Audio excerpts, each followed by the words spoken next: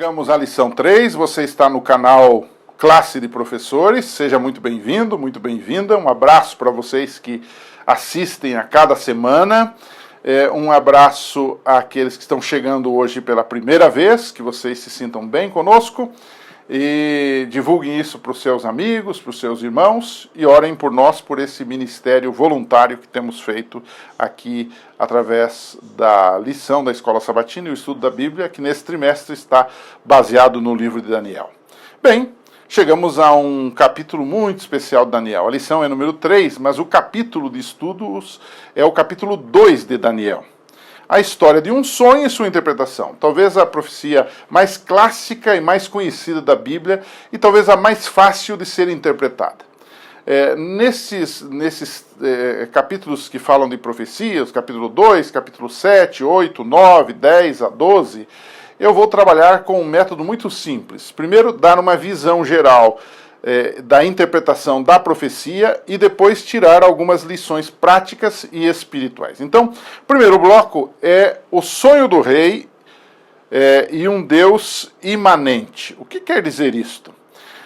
O rei Nabucodonosor teve um sonho, o texto bíblico diz que ele se perturbou com o sonho, ele esqueceu o sonho, alguns chegam a dizer que ele deve ter propositalmente esquecido do sonho, eu não sei, mas a verdade é que ele chamou os sábios, os magos, os que trabalhavam na sua corte, para que eles interpretassem o sonho, e eles diziam, você conta o sonho que nós vamos interpretá-lo. Logicamente era uma pegadinha deles. E o rei disse, não, eu não sei o sonho, eu esqueci, ele estava nervoso, ele sabia que tinha alguma coisa a ver com o seu império, o qual ele prezava, amava tanto, era tão agarrado àquilo. Então, resumindo, o Daniel 2, Daniel aparece na cena, e esse Deus maravilhoso não é apenas um Deus perdoador, mas é também um Deus revelador dos seus segredos. Não é apenas um Deus salvador, mas é um Deus que está perto de nós, por isso a expressão imanente, que aparece na nossa lição, fez com que Daniel tivesse a revelação do sonho e a interpretação. E Daniel, inclusive com isso, livrou da morte alguns dos seus companheiros. Daniel, a Bíblia diz que fala e intercede prudentemente com o rei, para que aquela profecia pudesse encontrar eco junto ao rei, junto ao império, e produzir o que produziu, chegando até os nossos dias. Então, Daniel aqui está com isso revelando que Deus não é um Deus apenas distante, um Deus transcendente, mas é um Deus que está próximo da sua criação e que se interessa pelos problemas, pelas lutas, pelas dificuldades da sua criação. E nessa profecia de Daniel 2 se revela aqui um Deus perto de nós e que está aí conduzindo cada parte da história, e que ele tem o controle de tudo, e que no final nós nos encontraremos com ele de novo, nós estaremos para sempre com ele no seu reino. Então, qual é a interpretação do sonho? Bom, a estátua era simples, talvez a gente possa colocar até aí na tela para você ver, é uma coisa muito simples. Você vai observar que a cabeça da estátua que Nabucodonosor viu era de ouro. E o que ela representava? Ela representava exatamente o reino da Babilônia, que vai do ano 605 até 538 a.C. Depois, na estátua, tem o peito e os braços de prata, que representava o reino da Medopérsia. A prata é inferior ao ouro, mostrou aí que Nabucodonosor e que seus sucessores iriam morrer, e o seu império iria passar então para um outro povo, que seriam os medos e os persas. Foi o que aconteceu. O peito e os braços da estátua representavam a sequência do reino. Bem, terminado o império persa, Medo-Pérsia, nós temos o ventre e os quadris de bronze. Esse setor é o setor da Grécia, um império que sucedeu a Medo-Pérsia e que vai de 331 a.C. até 168 a.C. E então, na estátua, naturalmente, chegamos as pernas da estátua, as pernas que eram de ferro. E aqui representando o Império Romano, que foi conhecido na história como o Império de Ferro, que destruía tudo que vinha pela frente e que governou o mundo de antes de Cristo, de 168 antes de Cristo até 476 depois de Cristo.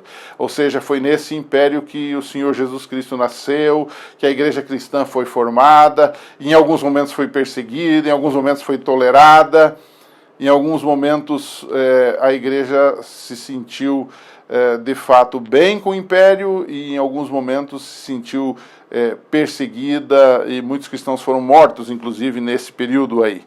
Então, você tem aí até as pernas. Mas o autor bíblico diz que no sonho de Nabucodonosor, agora chegamos aos pés da estátua. E aí ele tem um fenômeno. E aí você percebe que numa profecia apocalíptica isso é possível.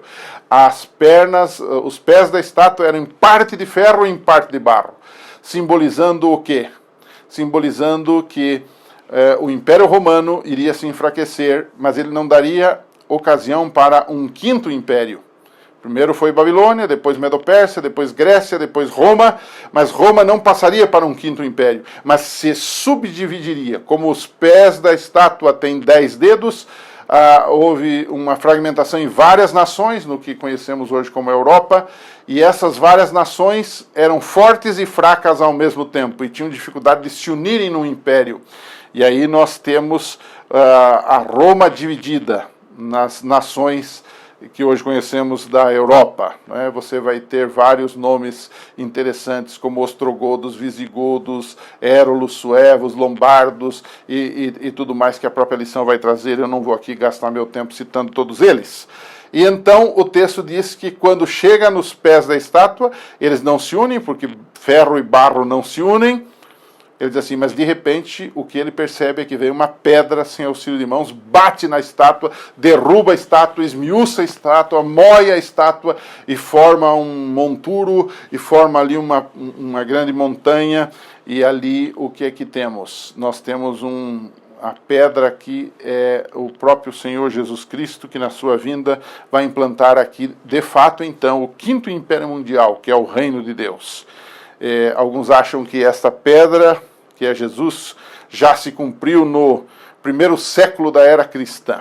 Bem, ele pode ter começado a se cumprir ali, mas Jesus ainda não veio para destruir os impérios deste mundo e formar aqui o grande império que é o reino de Deus, o reino da graça, o reino da glória, que subsistirá para sempre. Essa é a interpretação básica de Daniel capítulo 2. Mas o que é que nós aprendemos? Então, o segundo bloco da lição, primeiro é a interpretação, o segundo é o aprendizado. O que é que nós aprendemos? Em primeiro lugar, nós aprendemos o foco do livro de Daniel, é mostrar a soberania e o poder de Deus sobre a marcha da história, e a história das pessoas e das nações também. Segundo lugar, nós aprendemos aqui que a revelação de Deus é sempre superior. Isso aqui é uma humilhação para os sábios, para os magos, para os astrólogos, para os entendidos daquelas escolas pagãs de astrologia do tempo do rei Nabucodonosor. Eles não conseguiram interpretar, não conseguiram sequer enrolar o rei. Mas quando Deus revela, ele revela de forma completa, de forma clara, de forma ampla. E a profecia de Daniel 2 é uma prova disto. Né?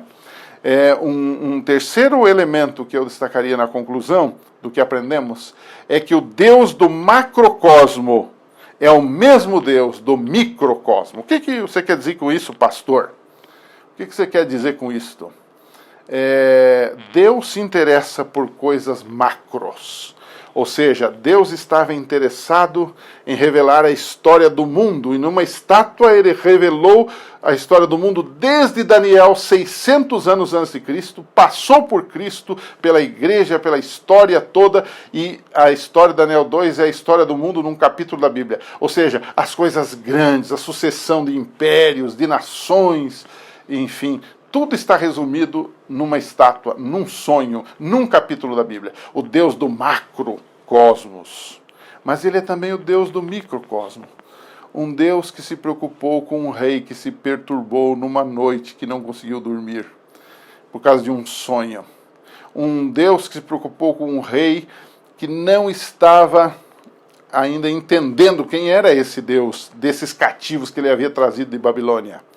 Mas um Deus que se preocupou com um servo dele, um Danielzinho, que estava lá como um escravinho, mas que deu a ele a chance de interpretar um sonho, de revelar um sonho, que fora revelado por Deus, é claro, e, ao mesmo tempo, criar uma projeção dentro de um império, do maior império daquele momento, e ali poder testemunhar do amor, do poder e da grandeza desse Deus. Então, o Deus do macro é o Deus do micro. É um Deus que se interessa por você, aí onde você está. Com as suas lutas, com os seus problemas, com as suas dificuldades, esse Deus está com você. E uma última coisa para a gente discutir, eu queria que você lesse aí com a sua classe, para a gente concluir, Daniel 2,14. A importância da prudência ao falar. O texto de Daniel 2,14 diz que Daniel falou avisada e prudentemente com o chefe ali dos magos, dos sábios de Babilônia. Qual é a vantagem da gente falar, mas saber a hora de falar, saber como falar, saber o tom de voz, saber se expressar bem? Qual é a vantagem disso? Leia Daniel 2,14 e converse um pouquinho sobre isso com a sua turma. Que Deus abençoe. Semana que vem a gente volta, hein? Esperamos você. Anuncie isso para os seus amigos também. Até lá.